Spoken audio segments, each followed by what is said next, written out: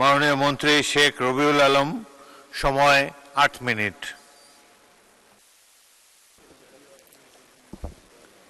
বিসমিল্লাহির রহমানির রহিম। মাননীয় স্পিকার, আপনাকে ধন্যবাদ।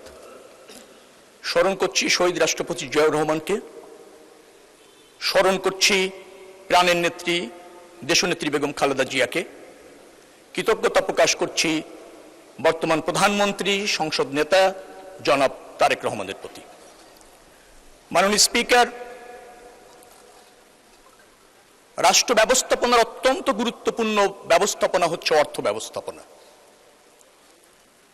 এই সরকার প্রথম বাজেট উপস্থাপন করেছেন। বাজেট হচ্ছে রাষ্ট্র কর্তৃক আহরিত অর্থের সর্বোত্তম ব্যবহারের সম্ভাব্য চিত্র, যেটা এই সংসদে উত্থাপিত হয়েছে। আমরা এই বাজেটকে স্বাগত জানাই এবং এই বাজেট বাস্তবায়ন করবার জন্য জনগণ কর্তৃক এই সরকার ম্যান্ডেট প্রাপ্ত। অর্থমন্ত্রীকে ধন্যবাদ জানাচ্ছি। চমৎকারভাবে তিনি অর্থ ব্যয়ের অনুপাতের বিন্যাস ঘটিয়েছেন। সামাজিক অবকাঠামো খাতে প্রায় 30% মতো বরাদ্দ রেখেছেন, ভৌত অবকাঠামোর ক্ষেত্রে 18% উপরে বরাদ্দ রেখেছেন, সাধারণ সেবার ক্ষেত্রে 26% মতো বরাদ্দ রেখেছেন। অর্থাৎ অর্থের বরাদ্দের অনুপাতটা তিনি চমৎকারভাবে সাজিয়েছেন। সামাজিক অবকাঠামো দ্বারা আমাদের 18 কোটি যে মানুষ, তাদেরকে আমরা সক্ষম করতে সক্ষম হব।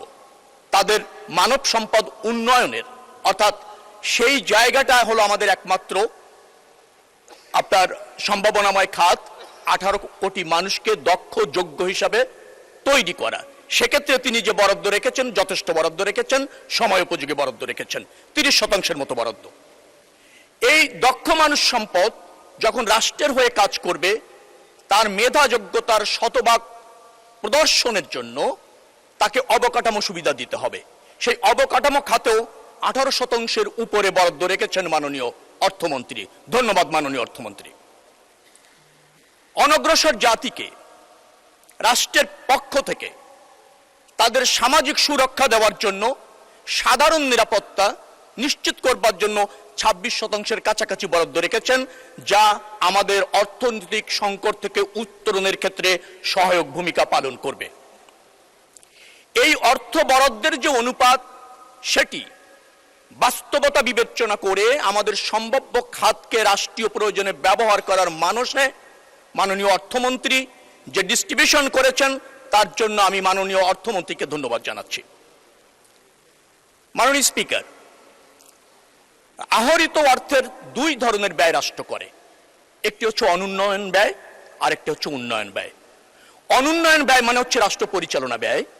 রাষ্ট্র পরিচালনা ব্যয়ের ক্ষেত্র মাননীয় অর্থমন্ত্রী, যেটা গত অর্থ বছরে ছিল 72.7% বরাদ্দকৃত অর্থের, সেখান থেকে কমিয়ে তিনি নিয়ে আসছেন 66.3%। তার মানে অপচয় রোধ করেছেন, অপ্রয়োজনীয় অর্থ ব্যয় করছেন না, অর্থের সর্বোত্তম সদ্ব্যবহার করছেন মাননীয় অর্থমন্ত্রী তার এই বাজেটের মধ্যে। এটা অবশ্যই প্রশংসার দাবি রাখে। অ্যাট দ্য সেম টাইম তিনি উন্নয়ন ব্যয় বাড়িয়েছেন। যে উন্নয়ন ব্যয় গত অর্থ বছরে ছিল, অর্থাৎ 2025-26 অর্থ বছরে সেটি ছিল 27.3%, সেটাকে তিনি বাড়িয়ে 33.7% করেছেন। অর্থাৎ উন্নয়ন প্রয়োজন, দীর্ঘদিনে বিধ্বস্ত বাংলাদেশ, অবকাঠামো উন্নয়ন, এডিপির বরাদ্দ 3 লাখ কোটি টাকার উপরে, এডিপি ছাড়াও আরো 16,000 কোটি টাকা উন্নয়ন ব্যয় রেখেছেন।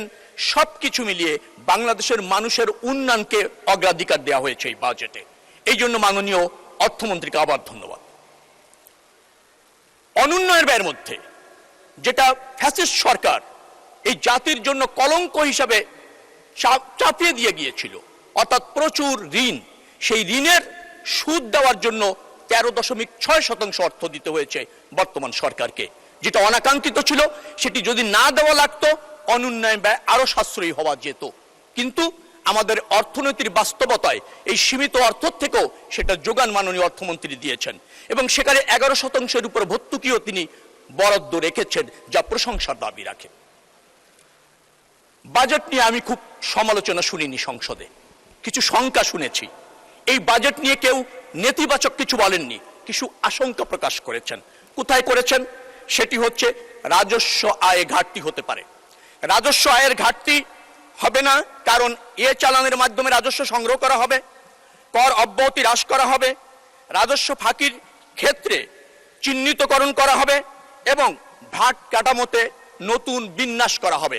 অতএব রাজস্ব ঘাটতি আমি দেখছি না।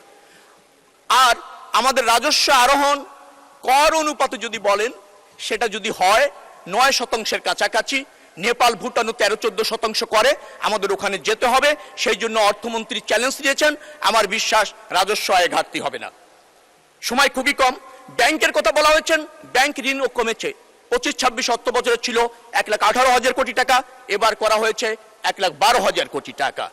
আমার মনে হচ্ছে যেভাবে কর্মসংস্থান সৃষ্টি হবে এবং আমাদের আপনার মূল্যস্ফীতি হ্রাস পাবে, তাতে জনগণের সঞ্চয় বাড়বে, অর্থাৎ ব্যাংকের অর্থের ঘাটতি কিন্তু হবে না। মাননীয় স্পিকার, ঘাটতি বাজেট কথা বলা হয়েছে।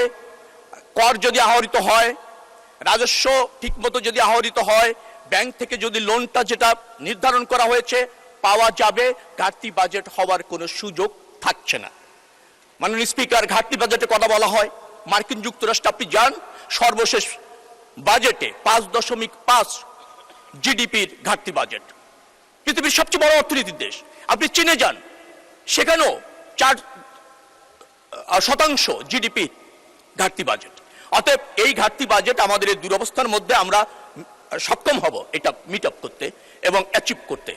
মাননীয় স্পিকার, আমরাই জানি একমাত্র কিভাবে বাজেট বাস্তবায়ন করতে হয়। কারণ আপনি যদি 1974-75 বাজেট যান, বাকশালী সরকারের সময় ছিল মাত্র 1056 কোটি টাকা। জিয়াউর রহমান 78-79-তে মাত্র 2 অর্থ বছরের ব্যবধানে সেটাকে 2700 কোটি টাকা করেছিল, প্রায় 2.5 গুণের উপর বৃদ্ধি করেছিল। মাননীয় প্রধানমন্ত্রী বেগম খালেদা জিয়া 2001 থেকে 2006 ওই অর্থ বছরে 6.1 থেকে 6.9% প্রবৃদ্ধি অর্জন করেছিল। অর্থাৎ 6.9% প্রবৃদ্ধি বিএনপি করতে জানে। এবার আমাদের প্রবৃদ্ধির লক্ষ্যমাত্রা মাত্র 6.5%, অথবা আমরা এটা করতে জানি। যারা শঙ্কা প্রকাশ করছেন তাদের জন্য বলতে চাই, মাননীয় স্পিকার, প্রথম বিরোধী দল হয়েছেন, আমার বিশ্বাস অনেক জায়গায় সমালোচনা করতে ভুল করেছেন। সরকারি দল এখনো হন নাই। আমার বিশ্বাস আর 2-4 বার 5 বার বিরোধী দল থাকলে আস্তে আস্তে তারা সমালোচনাটা বুঝে যাবেন। আমি ওই সমালোচনাকে খুব একটা আমলে নিচ্ছি না। মাননীয় স্পিকার, আমি যেটা বলতে চাই সেটা হচ্ছে বিএনপি জানে কি করণীয়। আমরা পথ খুঁজিনি, পথ দেখিয়েছি। বাস্তবায়ন করে প্রমাণ করতে চাই আমরা বাস্তবায়ন করতে জানি। বিরোধী দলকে বলবো আপনারা সহযোগিতা করুন।